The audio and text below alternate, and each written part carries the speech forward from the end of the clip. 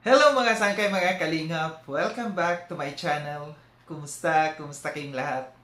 So for today's video, gagawa tayo ng kwentuhan lamang to, no? Hindi naman to reaction, or pwedeng reaction, pero more on kwentuhan tayo dito. Patungkol dito sa mga tao na naiinip. Kasi naging usap-usapan na si Kuya Val merong sinasampang kaso, yung ibang naniniwala, yung iba hindi. And laging sinasabi na bukang bibig yung kaso, no? So, ito yung pag-uusapan natin ngayon. Pero bago ang lahat, no, shoutout muna kay Kuya Val, kay Ate Na, kay Kalinga Prab, kay Tita Mina Haramilyon, Tita Kong Vayots, Kamanetere ng San Diego, California, kay Tita Sal ng Illinois, at sa inyong lahat na patuloy na sumusuporta at nagmamahal kay Sangkay, mega love shoutout. Ayan. Dako na tayo dito sa ating pag-usapan. Patungkol dito sa sinasabi na kahit si Kuya Val, sinasabi ni Kuya Val na meron nagsasampa siya ng kaso ng patong-patong na kaso dito sa mga tao na bumabalahura sa kay Kuya Val, kay Kalinga Prab, sa Kalingap, no? And karamihan nagsasabi na yung iba na mga against dito or mga anti-Kalingap, lagi nilang sinasabi na, so saya na naman si Val, nagdaldal na naman, puro pananakot lang ang ginagawa. Ang iba naman, no, na mga viewers, naniniwala, nag-aantay. And ito yung masasabi ko, this is it, pansit. Makikita nyo sa aking thumbnail at makikita nyo rin dyan yung picture na isang pagpapatunay na si Kuya Val ay gumagalaw. And gumalaw na. No?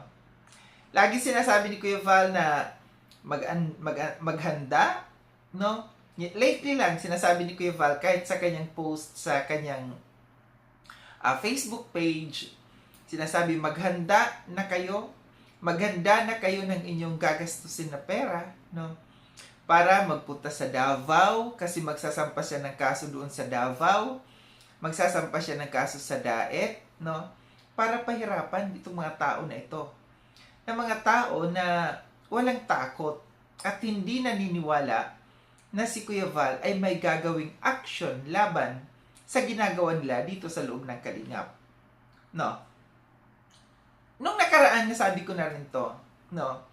Na sa mga taong matatagal na dito sa loob ng Kalingap, alam nyo ang galawan ni Kuya Val. Huwag nyong punuin si Kuya Val. Yung iba, huwag kayong magmadali. Huwag kayong mainip. Sa mga nagsasabi na puro daldal, pananakot. Kaya sabi ko, this is it, pansit. Ito na yon. Kung makikita ninyo dyan, no, yung picture ni Kuya Val, nasaan siya? Nasa cybercrime, no? Camarines Norte. And makikita natin dito sa mga pictures, andyan nanumpa sila, no? Nandyan si Virador yata ito, yung isa, si JP, si Kuya Val, no?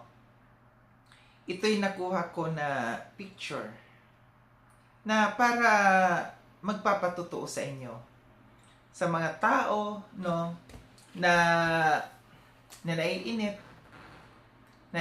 sa sinasabi na puro daldal, puro pananakot si Kuya Val. Ito nga yun, no.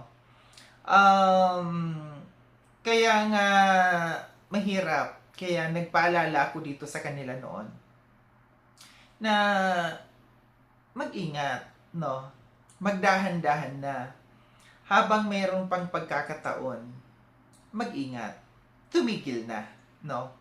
Kasi pag napuno yung isang tao, kahit sino naman sa atin, na pagka tayo'y napupuno, no, pagka sobra-sobra na, matitrigger ka talaga gumawa ng hakbang laban sa mga taong sumusobra na hindi na kaaya-aya yung mga pinaggagawa. Kaya nga dito, ako hindi ako natutuwa. Ako nalulungkot dito. Kasi alam ko na may mga taong mapupurwesyo dito. May mga tao, no, na masasampulan dito.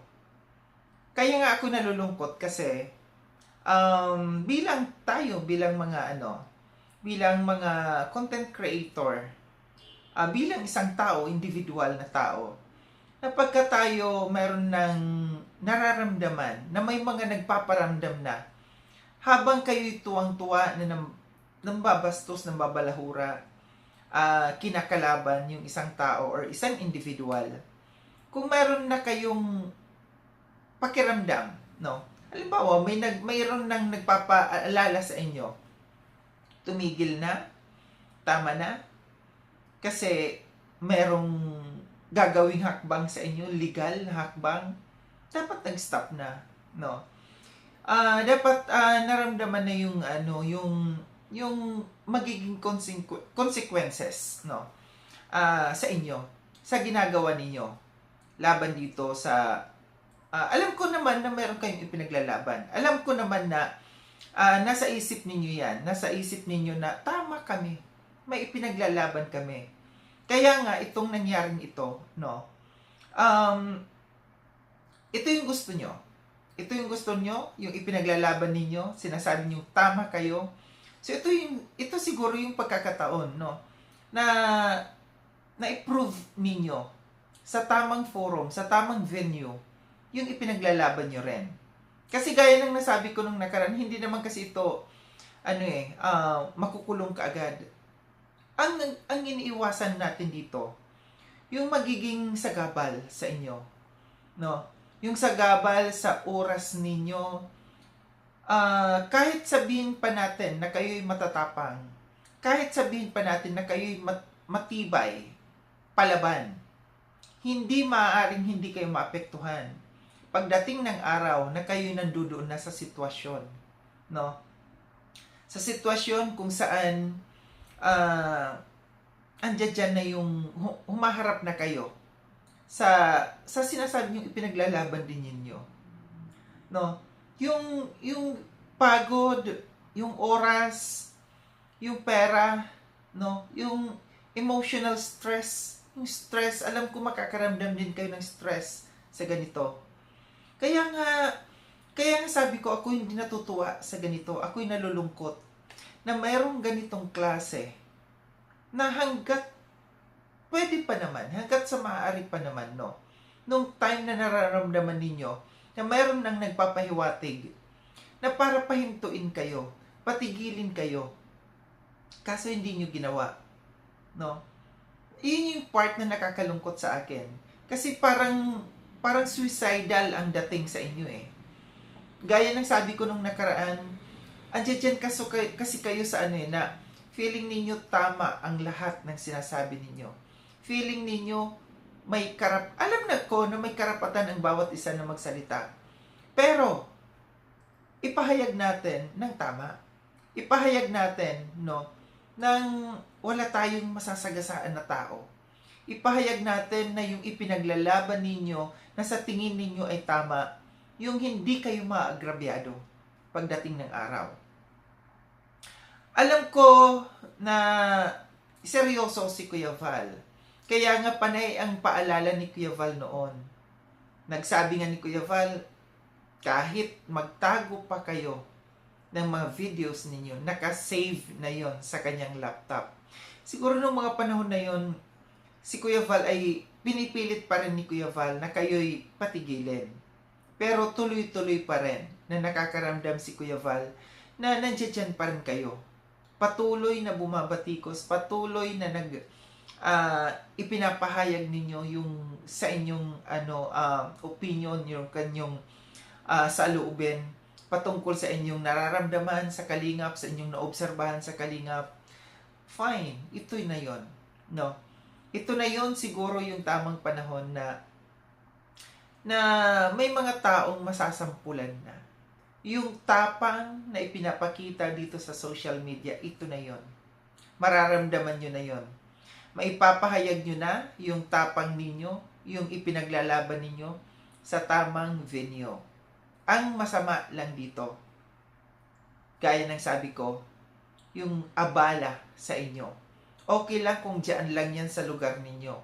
Pero kung nasa ibang lugar yan na ginanap, no, na pagsasampa ng kaso, napakahirap.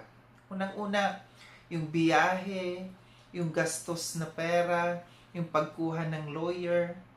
Ulitin ko yung sinabi ko rin nung nakaraan, na siguraduhin nyo lang na yung mga tao na nandiyan dyan, na, kung meron man mga taong nag-uudyok sa inyo na para lumaban, siguraduhin nyo lang na hanggang sa dulo susuportahan kayo at sasamahan kayo sa ganitong klaseng laban.